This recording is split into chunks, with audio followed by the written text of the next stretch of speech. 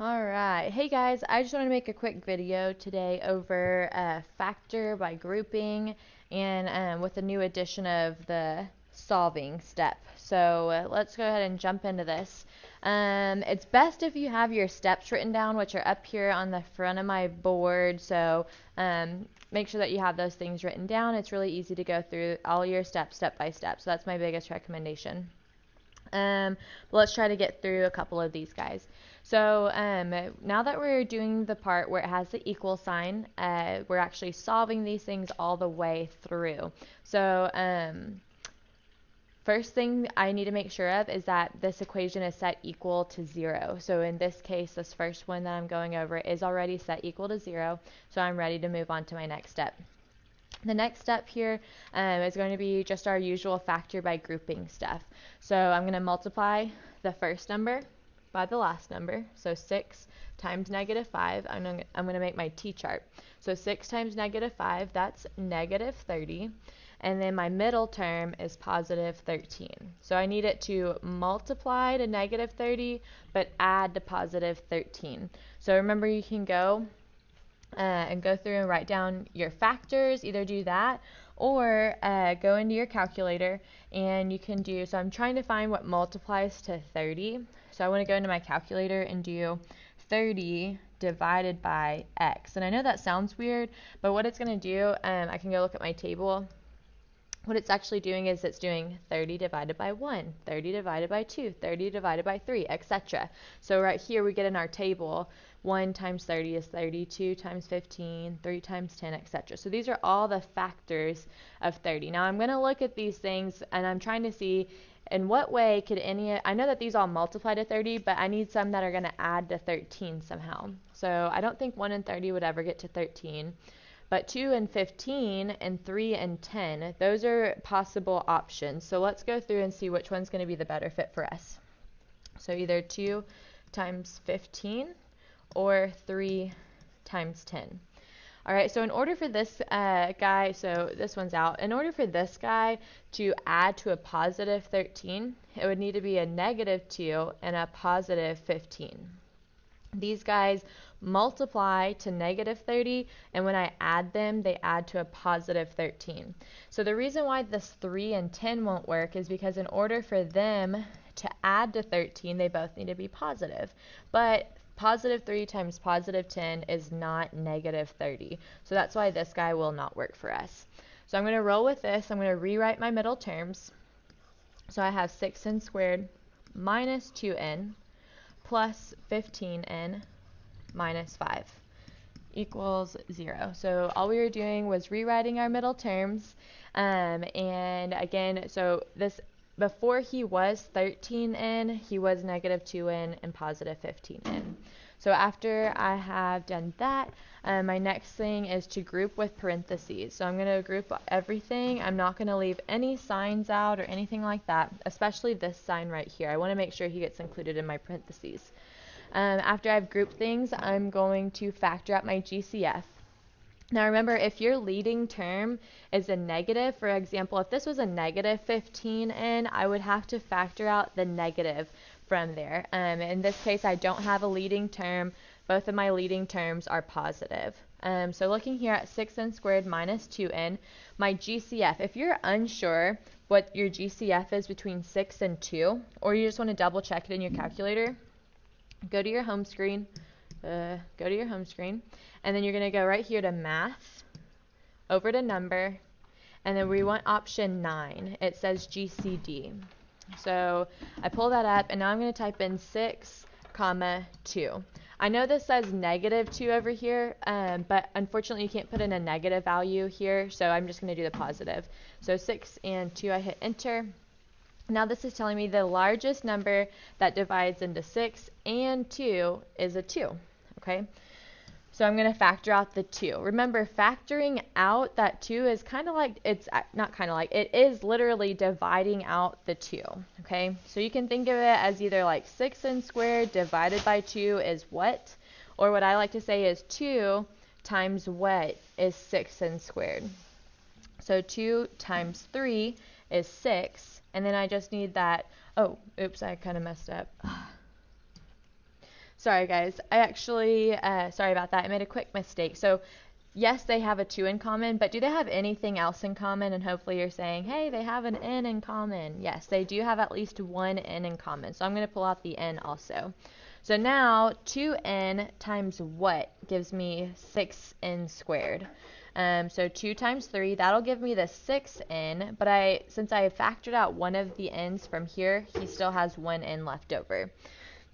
So now 2n times 3n gives me the 6n squared. And then here, 2n times what gives me negative 2n, and that's going to be negative 1.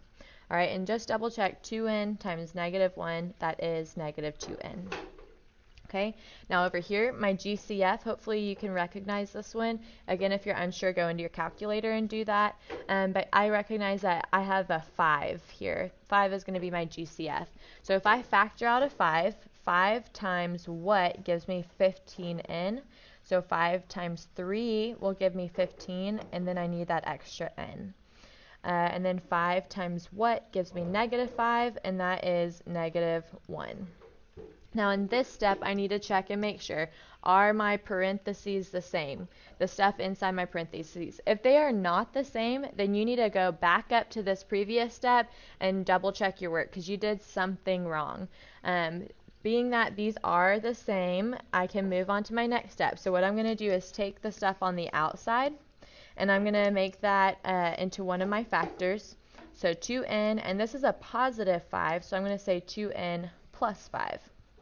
And then these matching ones, they will become one of our factors as well. So I'll have 3n minus 1 here. All right, in this step I can easily FOIL to check to make sure that it matched my original equation up here. So 2n times 3n, that's 6n squared. 2n times negative 1, that's negative 2n. 5 times 3n is 15n, so those combine to give me the 13n.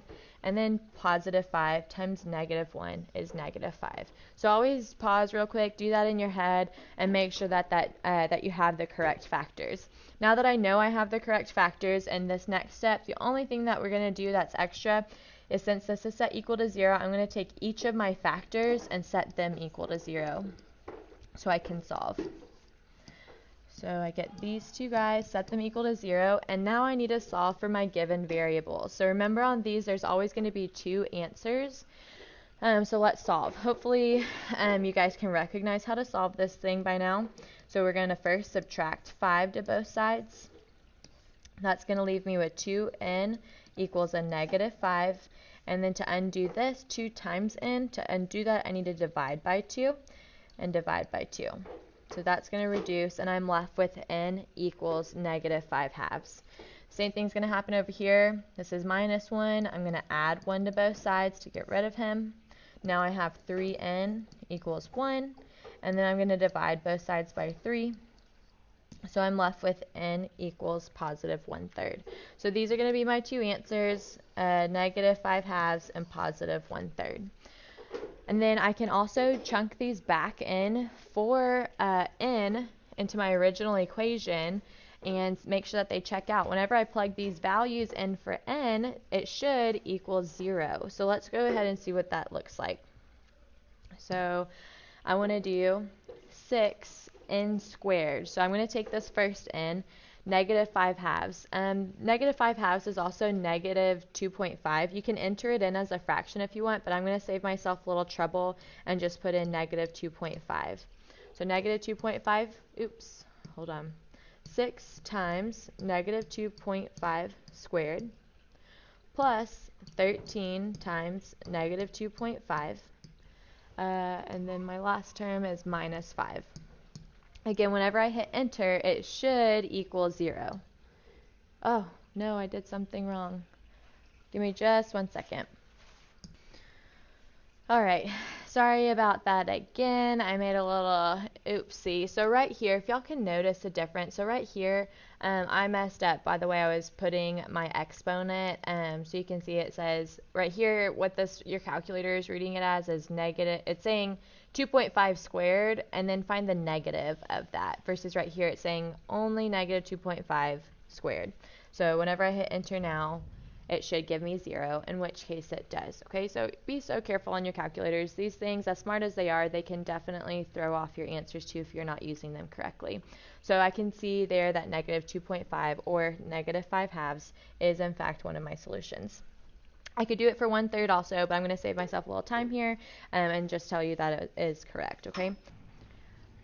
So here's another one. So again, remember the first step you have to pay attention to is making sure that this equation is set equal to 0. In this case, you can see that it's actually equal to 14.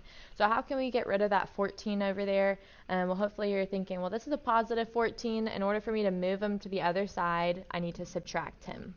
So I'll subtract 14 to both sides. That goes to 0. And I'm not going to subtract 14 from like 33x because remember, like apples and oranges, you can't subtract oranges from apples because they're different things. So I'm just going to line them up side by side.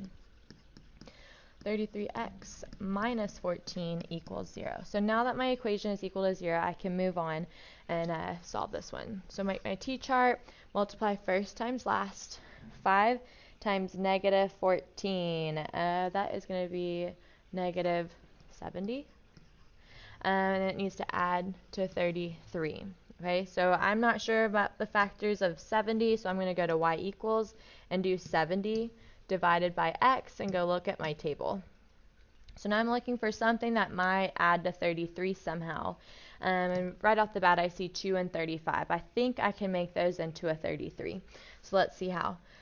So 2 times 35, okay, but I need it, one of them has to be negative, but I also need it to add to a positive 33. So the bigger one needs to be positive, and the smaller one will be negative. So negative 2 times 35, those in fact multiply to negative 70, and they also add to a positive 33. So let's rewrite our middle terms. So I have 5x squared minus 2x plus 35x minus 14 equals 0. Then I group them with parentheses. And now I need to factor out my GCF. So looking here at 5 and 2. They don't have a lot in common other than 1, but I see that they have an x in common. So I'm going to factor out that x. So I'm left with 5x minus 2. And double check, x times 5x is 5x squared. X times negative 2 is negative 2x. All right, then over here, the GCF between 35 and negative 14.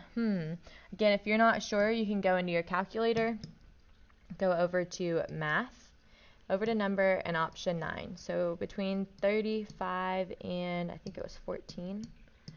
35 and 14, hit enter, and it says my GCF is 7. So the largest number that divides nicely into both of these is a 7. I'm left here with 5x minus 2. All right, pause, double check. Are my parentheses the same? Yes, they are. So now I'm going to take what's left on the outside, x and a positive 7, and then 5x minus 2. Set both of these guys equal to 0, and then finish solving. 5x minus 2 equals 0. And here I just need to subtract 7 to both sides, so I'll end up with x equals a negative 7. Here I'm going to add 2 to both sides, then I'll divide by 5, so I end up with positive 2/5. And right here would be my final answer. Again, take a moment to plug these back in into your original equation up here and make sure that does equal to 0. Okay, and then I want to do one more with you guys. Alright, so here's one more for us. You can pause to write this down if you need to. So this one is equal to negative 8 currently. Remember, we have to have it equal to 0. So I'm going to add 8, positive 8 to both sides. I get 5b squared plus 23b minus 10 equals 0. Okay, now I need to make my t-chart. So first times last, that's 5 times negative 10, which is negative 50. My middle terms is 23. So I have like 1 times 50, 2 times 25. And right here I see I might be able to make something happen with the 2 and 25. So who needs to be negative though in order for them to multiply negative but add to 23? Hopefully you realize that it's negative 2. So negative 2 plus 25, those multiply to negative 50, but they add to 23. So that's cool. So 5b squared. Now, I usually tell you guys, if you can, put your negative first so you can avoid him in the little next step, but I'm going to do an example where I put the 25 first, so 25b minus 2b minus 10 equals 0. It's okay if you put the negative here, but try to avoid it if you can, just as a little help. Now I need to group them, but I do want to show you how we factor out the negative. So here, my greatest common factor is going to be 5b. I'm left with b plus 5. 5b times 5 is 5b squared. 5b times 5 is 25b. Alright, now over here. Now my GCF between a 2 and a 10 is a 2. However, since my leading term is negative, I have to factor out the negative. So I'm going to pull out not just a 2, but a negative 2 in this case. So negative 2 times what gives me negative 2b? Hopefully you see it's just b. Negative 2 times b is negative 2b. Now negative 2 times what gives me negative 10? And that's going to be positive 5. Negative 2 times positive 5 is negative 10. Alright, so now my parentheses are the exact same, so I'm good to move on. Again, I'm going to take what's left on the outsides and bring them together, so that's going to be 5b, and now he's a negative 2, so 5b minus 2, and then this other one, b plus 5. I'm going to FOIL to check. I'm looking at it, and I see that these do FOIL to give me my original equation right here, so that's cool. Now I'm going to set these guys equal to 0 and solve.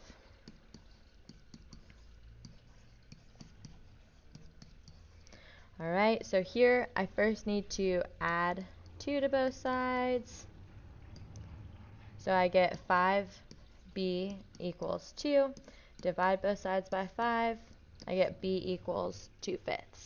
And over here I just subtract 5 to both sides. I get b equals negative 5. So I found my final answers. I get b equals 2/5 and b equals negative 5, and I would plug those back in to this original equation up here to make sure that when I plug them in, they do equal to 0, and that's how I'm going to always double check myself. If you have any questions, comments, or concerns, please holler at your girl. Thank you.